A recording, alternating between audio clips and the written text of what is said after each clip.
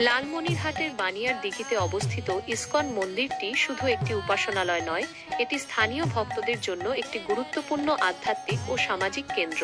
মন্দিরটি লালমনিরহাট জেলার বানিয়ার দিঘি নামক স্থানে অবস্থিত, যা জেলা শহর থেকে খুব বেশি দূরে নয়। এর শান্ত ও স্নিগ্ধ পরিবেশ অনেক দর্শনার্থীকে আকর্ষণ করে। এই মন্দিরটি নিয়মিতভাবে বিভিন্ন ধর্মীয় অনুষ্ঠানের আয়োজন করে থাকে। প্রতিদিনের পূজা অর্চনার পাশাপাশি এখানে বিভিন্ন উৎসব যেমন জন্মাষ্টমী, রাধাষ্টমী, গৌর পূর্ণিমা ইত্যাদি বিশেষ আড়ম্বরের সাথে পালিত হয়।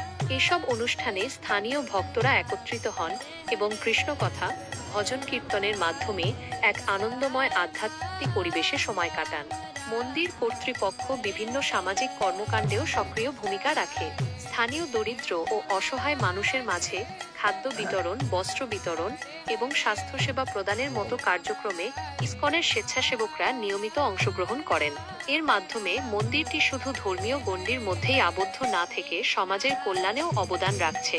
বানিয়ার দিঘির এই ইসকন মন্দিরটি লালমনিরহাট জেলার ধর্মীয় ও সাংস্কৃতিক অঙ্গনে একটি বিশেষ স্থান অধিকার করে আছে। এটি স্থানীয়দের মধ্যে সাম্প্রদায়িক সম্প্রীতি ও ভালোবাসার বার্তা ছড়িয়ে দিতেও সহায়ক ভূমিকা পালন করে।